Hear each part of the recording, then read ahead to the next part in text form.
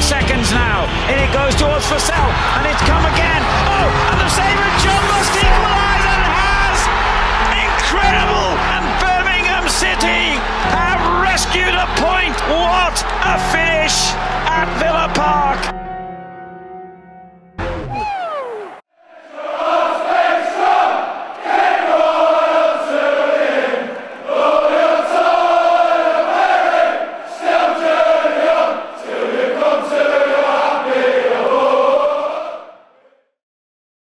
Welcome, boys and girls, ladies and gentlemen. I'm your host James for Birmingham Fan TV here, and it is finally upon us. It's Derby week. Derby day is fast approaching, guys. Welcome to this feature-length, extended preview show for Birmingham City versus Aston Villa for the 127th meeting between these two sides. Guys, grab yourself a fizzy drink, a hot drink, whatever you're going to grab. Make yourself comfortable, guys, because this is going to be an extended preview for the game. And guys, I'm excited. I don't know about you, but redemption is in the air. I can smell it. I'm just a little bit nervous at the same time. You know, you've got to be honest, walking into Derby week, everyone's nervous. Doesn't matter what side of the city you are on. Doesn't matter if you're blue or claret and blue. I know Villa, they're gonna talk, you know, we don't need any of that. You know, they're rubbish, we'll batter them. They might be right at the end of the day, but they can't deny they're nervous. I'm nervous. This is going to be a tight one. This is going to be one of the tightest affairs between the two clubs in many a years, because, let's be honest, there's nothing to separate us in the league. Barely anything to separate us on goal difference, and forms are looking very similar. Guys, let's start off with a bit of trivia, shall we? I think, all in all, you know, it's always good to get some statistics out there. Let's find the stats out for these two clubs and look at the meetings between them. So 127th meeting, so the previous 126 meetings that have been contested between the two sides have been, it's been fairly one-sided, as you'd expect. Aston Villa leading the way with 55 wins, 33 draws, with Birmingham winning 38. Now, obviously, I say most of those, you know, a good proportion of those are going to have come in the recent years, which is fine. You know, they've you know, risen to the occasion. Not that we haven't, but you know, quality has prevailed recently. But I really do believe that now we have the quality to compete with them, and this is going to be the first sign of whether tables will be turning in the second city. I think it's about time they turn, to be honest, because they've had it for way too long. They have had the mantle for too long. The last time Blues won at Villa Park, or in fact in the league against Villa, was 20th of March 2005. The result was 2-1. Birmingham City winning by 2-1. David Dunn and Clinton Morrison, the goal scorers on that day. I think we all remember that day. I think we were 2 up in 20 minutes, and that was kind of the end of our successful era against Villa. We went through those many years without losing to them, and then it all sort of crumbled after that. And yeah, it's been a tough sort of, what, 13 years since we beat them in the league. Obviously, we all remember the cup win in 2010. Who couldn't forget that night? What a freezing cold night.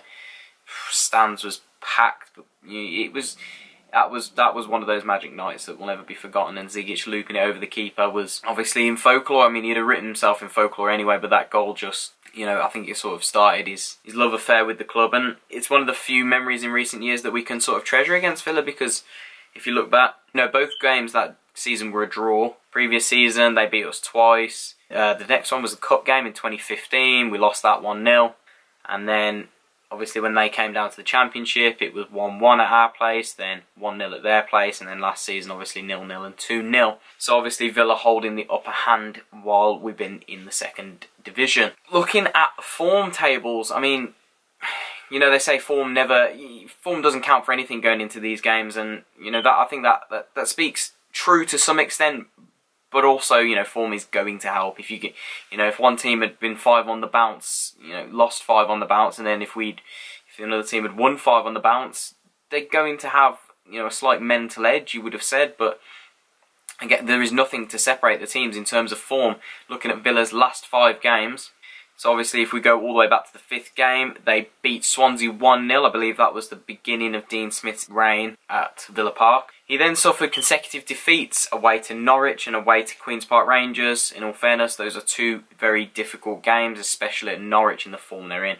And then they've won their recent 2 games, looking very impressive. A 2-0 win at home to Bolton, nothing to shout about, but then a 3-0 win away at Derby, and I think that's took a lot of the league by sort of surprise. That's made teams sit up and say, look, you know, is Dean Smith turning the ship around at Villa? All in all, they've had, you know, there's no other way to summarise it. Villa have had a disappointing start to the season. I think they've been so underwhelming, and considering I personally looking at the last season to this season, their squad is way better this season. You know, they've added Tammy Abraham, they've added Balassi, they've added McGinn. Yes, they lost Terry, but they added Twanzebe. I think Twanzebe was in there the back end of last season, but I think in terms of their attacking options, anyway, they managed to keep Grealish. I don't think they've struggled for goals. I think they've been leaking goals at the back has been their problem, and you know, not keeping clean sheets. And I can see why when I've watched them in previous games. Apart from Chester at the back, they look very suspect, and especially the goalkeeper Nyland, who Blues were linked with in the summer actually. Very suspect. That's something the Blues really need to look to exploit on Sunday. Taking shots from distance, maybe, you know, let's just get some shots on target, you know what I mean?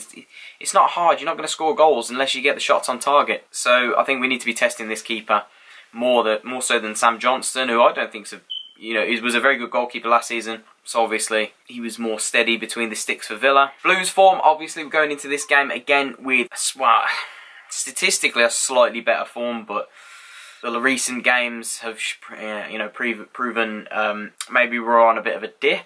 I suppose in form, obviously not being beaten in 11, beating Stoke 1-0 away, then beating Reading 2-1 at home, and then beating Sheffield Wednesday 3-1. Obviously that was the last win we had, and then a 3-1 away defeat to Derby, and then 3-3 at home to Hull. And I think the most disappointing out of those would be the Hull result. That really should have been wrapped up at half-time, and Blues should have been sitting there with 4 wins and 1 defeat. I think a lot of people will read into it and say, well, Birmingham lost to Derby away, and then Villa managed to go and win away at Derby, so would that suggest that Villa possessed more quality if they were able to take Derby apart and we weren't? Well, not necessarily. I don't think it was a case of that. I think if you look at the first half performance with Blues at Derby, we could have been 2 up. We were 1 up at half time, and they really only troubled us once or twice, and then we managed to well, we've thrown the game away in both of our recent second halves, and that is something that Monk, I'm sure, will have addressed. But that is an area of concern for Blues going into this weekend's game. How we've managed to ship 6 goals in 2 second halves, and really a lot of sloppy goals within those 6 goals as well. So again, you know, from Villa looking inwards, that would be something that they're going to look to exploit. Is it fatigue? I don't think it's fatigue. I think maybe we get a bit complacent recently with the amount of games we were winning previous. Maybe teams, we were saying, oh, we're 1 up, we're 2 up, let's sit back and try and defend this league, and you just can't do that. I don't think you've got to defend from the front foot. And I think Blues, yeah, maybe a little bit of complacency snuck in, but I'm sure that that's going to have been eradicated ahead of this weekend's game. Reading Gary Monk's pre-match and Harley Dean's pre-match on Thursday, Harley Dean saying that, yeah, the defence as a team, the team as a unit need to be defending better, and I agree.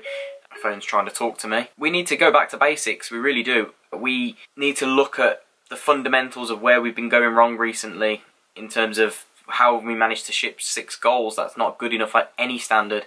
And Harley Dean said that, but the team as a whole need to be better as a unit. I don't think our wide players offered enough cover for the fullbacks recently, and that's how especially Hull got in the other day. Their wingers absolutely tore our fullbacks apart. We allowed them to, go one-on-one with fullbacks, and as good as Collan and Pedersen are as fullbacks, you can't do that in this league because, every team pretty much possesses quality wingers, and especially Aston Villa are going to have a lot of ability out wide.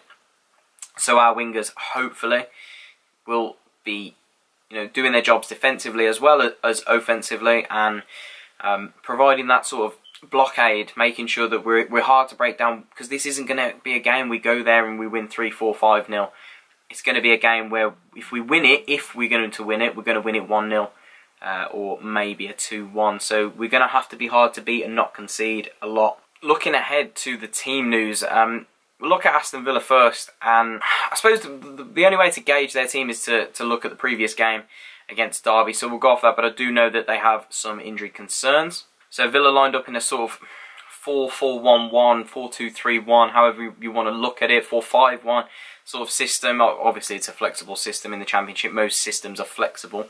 A back five of Nyland in goal, Hutton, Chester, Twanzebe and Taylor as the defensive four. A midfield four of Hourihane, McGinn, Adoma and Kodja reportedly out on the left, but I don't see how that would work. I'm sure that he's going to play more of as an outside forward, being backed up by Grealish just ahead of those, and Tammy Abraham up top. And you know, that could work as like a 4 attackers, 2 centre midfielders, 4 defenders, or you're looking at, like I say, a 4-2-3-1. I think would probably be the likely formation of that. But Villa possess so much quality, especially in those wide positions. Kodja, I know he's a forward, but again, plenty of pace, plenty of strength. Adoma out on the other side, just a proven Championship player. We know exactly what he can do. Their forwards, again, plenty of pace. Abraham, all of them possess the ability to get in behind, but again, they're technical players as well. They can take it to feet, they can beat a man, they can take them on, and they're all going to be supplied by Grealish. You know, Grealish is the main man for Villa. Might not have been backed up by the statistics of assists or goals this season, but we know that Jack Grealish is going. If you give him time on the ball, he's going to cause havoc. He's going to pick those passes. He's going to play between the lines, and he's going to play in those pockets to collect the ball, and he wins fouls. So we've got to be careful not to foul him. As good as we are from set pieces, defending set pieces and attacking set pieces, I wouldn't like to risk losing too many of those, because the likelihood of them scoring from one is high. Injury news though for Villa.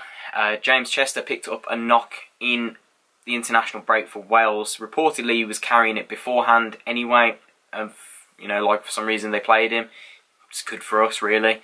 And reportedly may miss the game, which is fantastic because I think he is their best player.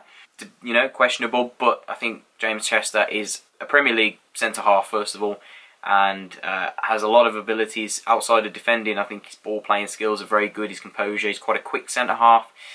So if they were to lose him at the back, I think they would be a little bit more suspect. So let's see how that one goes. And John McGinn as well is a possible doubt. I don't know too much about that one, but again, a lot of Villa fans saying that he's been their player of the season. Player I rated so highly while he was up in Scotland, and watching him while he's been at the Villa. He's been taking that form down south of the border, and he really has shone for Villa. Some of his goals have been fantastic, and his range of passing, it was something that caught my eye up in Scotland while he was playing there. So if they were to lose him, obviously I think they'd lose a little bit of tempo in midfield, and a blessing in disguise for us really, because we don't control the midfield very well. So that's something that if another team has the ability to run the midfield, that we struggle with. So let's hope that both of those are without for Villa, and it gives us an increased chance of winning this one. As for Blues, you can't see too much changing unless there are serious injury worries. Monk said today in his pre-match conference that we are hopeful over Magoma and Hotta, which in my opinion means that they are probably going to be fit for that one, seeing as Magoma's been out all week training. Massive boost.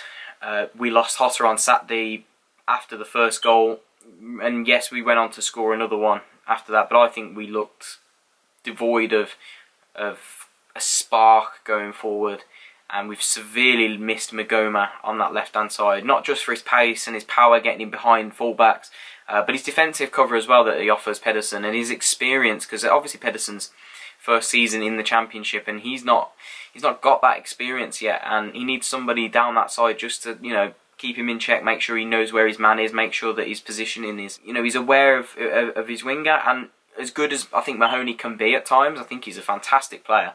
He just doesn't offer the same cover, and I think he's much better coming on off the bench as an option.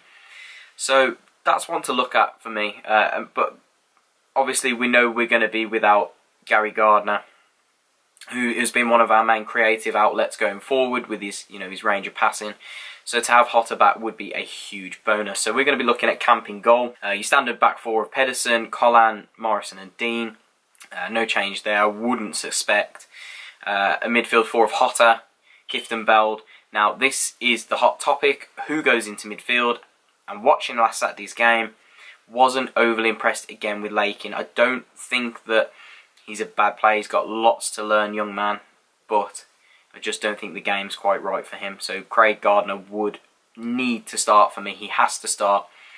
His experience will be invaluable. Hopefully he doesn't lose his head in this game, because, you know, he can be a hothead sometimes, and it's, you know, that would be a massive blow if he was to sort of lose his head in this game. Not just to get sent off, but if he loses his discipline and he's pulled out of position, that, you know, Blues need him more than ever to be a leader on that pitch. And then Magoma out on the left with a forward two of Jukovic and Adams, the two informed strikers in the league. The deadliest partnership, in my opinion, and in a lot of people's opinion, in the league this season. You can't argue that. 17 goals and 5 or 6 assists between the two of them is phenomenal statistics, and long may it continue. I believe that both will get on 15 plus goals for the season. Easily achievable if we continue in the same form. Score predictions. It's a big one, and, you know, it's not one that I really want to call, because, you know, if you stick your head on the line and get it wrong, you know, you're open to some abuse. So, and you've got to look at it from a logistical standpoint as well. You can't just go with your heart, you've got to go with your head as well. I would go with a draw for this one. I think we've got it in us not to get beaten at Villa Park this time. We're a much different team from even 9 months ago, the last time we went there and got beat 2-0. We were a disgrace that day, and we were a disgrace in that period under Cottrell. That was sort of the back end of his reign, and we were really poor. We were one of the best defences before shipping 6 goals. So let's hope we can get back to that. I think 4th best defence, weren't we? One of the best goal scorers. We'd really been on hot form with the goals, and we have still, really. We're looking for those forward two to provide it again, and I think it's going to be a high scoring game, actually.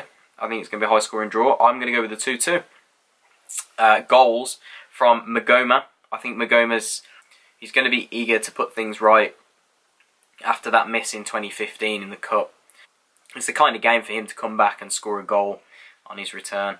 And the other goal from Jukovic, I just think the guy is an animal. And if Villa are without Chester, that's going to be something we're going to be looking to exploit, because they've not got a huge team. They're not a big team.